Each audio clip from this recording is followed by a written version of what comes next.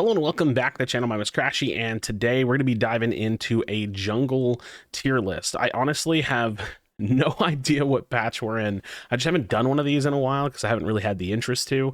And this is solo queue tier list. This is my opinion tier list. Some people are going to disagree with me. I don't care. Doesn't matter. Yeah, let's talk about Predecessor Jungle. I've got the whole tier list built out that you can see here, and I'm going to explain every single thought for you right now, at least from my perspective, because I definitely think there are some that you could argue with. It's the point. It's an opinion. Let's dive into it. So, Chimera, he's easy, man. He got nerfed.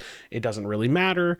He's just easy. He's consistent. He's self-sufficient. He always has full health. His invades are really, really good. His invades are even better now that you have like the blast cone flowers, because one thing about his invades is that he doesn't have a lot of self-mobility, and now he's got some extra mobility that is just around the map that you can use. Chimera is easy. You can build him damage, you can build him very bruiser, like you can build Sky Splitter on him if you really want to go damage heavy. You can just go bruiser with like Overlord Basilisk. You can go really tank heavy. You can go Titan's Crest if you want. It doesn't matter, man. He's just that good. He's that good. Kwong is also just that good. He is crazy damage, crazy mobility. Like, he's got really solid mobility. He's got good burst. He brings magic damage to the team. You can play him tank. You can put some damage items and go cooldown, kind of like a haste build on him. He's good, man. He's just really, really good. He has some insane potential, some insane outplay potential, and he brings a lot to a team. Now, Kallari, I've been toying with Kallari, and I think because I want to dive back into making tier lists from like this is just my opinion, and this is the way that I view the game, and that's kind of why you're watching this. Not because there is an objective tier list. There isn't. This is Krashy's tier list. When I play Kallari, I just win the game. Like, it's not 100% true, but she's just that easy in these kind of solo queue scenarios. Do I think it'll always be that for ranked gameplay? I don't know. For tournament gameplay, she's not S tier. But dude, she's just that insanely easy to dismantle a team lane by lane by lane, or over, just invading the jungle and taking over camps and taking over kills. She's easy to snowball a game with. It's insanely strong to play Kallari and just get a lead and keep the lead and then dismantle the game before they can really get their footing, before they can really become a team to kind of shut you down or to help out in either lanes or anything like that. I think Kallari dominates in that factor. All right, let's look down at C tier just for the sake of saying.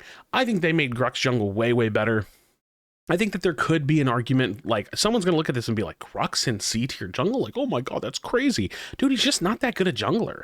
His abilities aren't meant for jungling. The only reason that he's like kind of an okay jungler is because they made him sustain now. Like, now he has good sustain in jungle, so he's not like getting beat up and his abilities suck, but his abilities suck for jungle. His Q doesn't pull the camps, which I think if they did that, that would make him a much better jungler. His E is like, he has, I'll put it this way, he has long cooldowns that you're kind of forced to use to clear your camps a little bit faster, that then you can't use to like gank in like a nice amount of time. Like, he's just not that great a jungler. He doesn't have great mobility. He's kind of a hero that kind of comes online in team fights, and it just kind of feels like when you jungle Grux, you're just doing it because you wanted to play Grux, not because he's a good jungler. He's just not really that great a jungler. All right, let's jump back up to A tier and we'll work our way down. Countess, she's so stupid in jungle. She's really, really strong. Same thing I like about her is the same reason I like Kwong. She brings magic damage to the team from the jungle role, which you really get a rare bit of that, to be completely honest, outside of some tanks, which isn't really bringing a lot of magic damage. She's really, really snowball heavy, right? Like, you all know the Countess that can get super ahead and then just win the game on her own. She brings CC as a damage dealer in terms of her ultimate. So from ganks, you can just jump out, like, do a quick rotation on someone and ult them, and like, that's a dual lane kill, right? Like, she's just solid. She's just a really, really solid jungler. I think she's a really annoying jungler to play against, and ultimately, I think she brings a lot to a team, and you can kind of like free farm her in this. This is literally her best role, in my opinion. I think for solo queue, she fits that jungle role super well.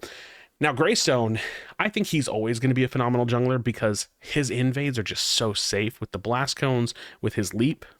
It's all just safe. Like, you just run in, rip some jungle, walk away, right? He's an amazing invade jungler. The thing about Greystone is that he doesn't really bring much to the laning phase. He's, you know, you can gank with him. I think you should gank with him. You can show up to mid, you can show up to mid rivers, but he doesn't have CC. So you're not jumping into a lane and doing, he's not a burst damage character. So, you know, that doesn't work like in regards to saying like, well, Kallari doesn't have CC. He's not a burst damage character. So you don't really like jump in a lane and kill someone super fast. You don't jump in the lane and CC them with like a stun or a rock or anything like that. You don't get to hook them. But you can show up, put a little bit of pressure. He's a really solid scaling jungler. He's really, really good at stealing farm from the enemy jungler and getting ahead. He's really, really good at just farming himself and then getting to team fights. He's just a very, very consistent pick. You can build him bruiser, you can build him tank. He's very versatile. Now, as far as Xaris goes, it's kind of the same thing, but with a little bit more gank presence. I think Xaris jungle feels pretty solid right now. As far as solo queue goes, you can, you know, build him tank. If you want to build him very bulky, you can have, this is kind of like an assassin haste build. You can go like Mind Razor into augmentation. You can do like just bruiser, right? I think he has kind of the same thing that Chimera has, where you can just build a lot of anything on him essentially, and it's probably going to work out really well. He brings CC to a team with both his ultimate cage and with his shield bash. He brings really, really good presence to a primal fang, which is just, that's just how he works, right? Because he can just basically avoid all the damage with his shield, with the damage reduction. He's just a solid hero. He's got mobility. He's got a little bit of a range poke, you know, if you need to snipe a kill really quickly. Pretty solid ganks. You can just like flash out, you know, drop ult on someone and either force a flash themselves, or you can kind of lock them down and get them. I think that Xaris jungle feels pretty damn solid. I don't think like competitively it's, you know, one of the better junglers to play or anything like that, but as far as solo queue goes, like he can do some really good damage. He brings some good presence to the team and to the team fights, and then ultimately I think he's a pretty solid jungler. Rampage, probably, you know, realistically speaking, one of the better junglers from like a competitive level, as you know, on top of the fact that he's just good in solo queue. This guy just kind of does whatever he wants, right? Like I kind of toyed with the idea of maybe putting him S tier. I don't know if he feels that strong, right? Like he feels like he is very fightery right now, but you can still build him full tank, and I think like building him mostly tank is definitely the way to go. But you know, there's some like Basilisk starts on him. I don't know if I'm entirely sold on that start. I get it though. It's a solid item. It works really, really well. You know, you can Overlord into full tank. You can Fire Blossom into full tank. He's just good. He's solid. He has very, very safe ganks. He is very, very safe farming. Very, very good clear. You know, his secures, which I probably should talk a little bit more of, like Chimera has really, really good secures because he can ultimate into a smite, so it stuns everyone into a smite. Greystone, really, really good secures because you have to force his ultimate, so he's there, right? Like you can maybe kind of time it where, or like he can unfortunately have timing where, you know, he's ulting and then he misses the smite, but it's like, you know, that you have to deal with that health bar, right? Same thing with Rampage. Like if you see him coming or if he's on an objective, you have to outsmite him. You can't like kill him and then smite in most scenarios. So yeah, Rampage has really, really good smites. Kallari has really good smite steals, right? She can like, you know, wiggle in, dash through, and you know, steal and then jump over a wall. Like she's got that whole factor. But yeah, Rampage, super, super phenomenal jungler. Now Fang Mao is the hero that I really still feel like I need to get better at. It's funny, I do think that his better lane is off lane, but his jungle it's for the same reason. Fang Mao just is strong. He's really, really good at picking people off. He's kind of a Timmy destroyer along with some other characters on the list like Kallari, right? He's a Timmy destroyer. He's got great mobility. He's just a really phenomenal jungler. When he gets a couple items online, his clear is very, very fast. He just feels really solid to me right now. He feels like someone I really want to learn and put time into. And so yeah, I think Fang Mao jungle feels pretty phenomenal. Crunch, definitely a Timmy stomper. I actually don't really feel like Crunch is that great at all, to be completely honest. I feel like he's just like kind of easy to deal with, but if Crunch gets ahead, you can't get away from him. He does a ton of damage. He has a bunch of CC. Like Crunch, I get why people make Reddit posts saying that Crunch is super overpowered, and he's really not at all. He's fine. He's whatever. But yeah, you know, solid jungler, good clear, fast clear time, good sustain, like really, really solid. The rest of the tanks, right? Like that's, you know, I know Sevarog's in B and we're going to talk about that in a second, but the other tanks, you got Richter Steel, they're completely solid. The only reason they're not an A+ tier is because I don't really care for playing tanks in solo queue. You're just relying so much on your teammates, but they're very, very good. I actually haven't played Richter in jungle in a while, so I feel like he's probably still good at jungle. I don't know if they've changed anything that made him bad. But yeah, Richter Steel, solid. They got good clear, they bring good CC, they have really great team fight presence. The only reason I have Rampage and Greystone above them is because I feel like they have a little bit more solo agency, right? Like they actually do a little bit of damage. You know, Richter Steel set up a lot of damage.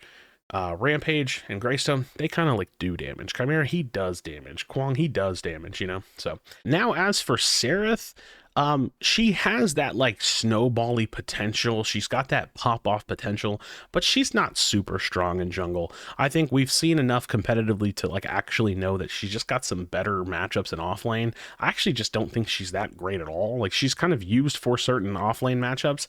Her jungle clear is awful. It's phenomenal for someone that you would kind of expect.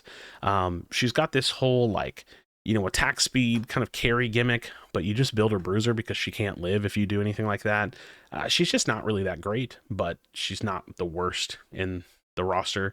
Yeah, she has a lot of carry potential. You can build a bruiser, make her kit work. She doesn't bring any CC to the table. She just kind of jumps in a fight and pops off, right? And it works when it works. And if you get ahead, it sucks to deal with.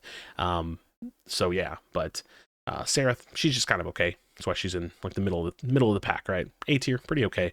Same for Shinbi. I think Shinbi just feels like she's pretty okay in jungle. I actually do think that Shinbi's got a pretty solid bruiser build. She's not going to do a crazy amount of damage. She just kind of plays a lot of sustain in and out, being really annoying on the back line. Or you can play this like full assassin Shinbi. Totally makes sense to me. You just kind of do a bunch of damage, dash away, like, you know, throw a couple Qs and then, you know, throw a couple wolves out and then you pop your ultimate and somebody dies. Like it does a lot of damage. I think Shinbi feels pretty solid. She's definitely not like one of the better junglers in the game. Just feels like she's pretty solid. And that's why she's sitting in the middle of the pack. Now, Sevarog. Why? I don't know if this is a me thing. I could just be wrong about this. But again, I'm kind of just like looking at the tier list from my perspective. I can't stand stacking Sevarog out of jungle. It just feels daunting. It feels like you have to plan your jungle so much more, like you know, meticulously walk around and like try to get these last hits. It's just annoying to scale a tank and it be Sevarog from the jungle. Admittedly, he's got some pretty good ganks, truly, and he's a tank, so he scales pretty well. So all things considered, he's not the worst thing in the world. I think, realistically speaking, as far as jungle goes, he might be a little bit better than Sereth, but I just like would rather play her and would rather have like some solo queue agency and like, you know, build bruiser Sereth and like jump in and fight people than like be slow rolling farming jungle and solo queue. Like in solo queue, you got to help people, man. Like he needs too much time. I don't want to play him in jungle. It's miserable to play him in jungle. And we already talked about Grux. Grux is just kind of, he can do it. He can farm. But you're playing him in jungle because you want to play him, right? And I feel like it's the same thing with Sevarog. Competitively, I think Sevarog jungle probably makes more sense.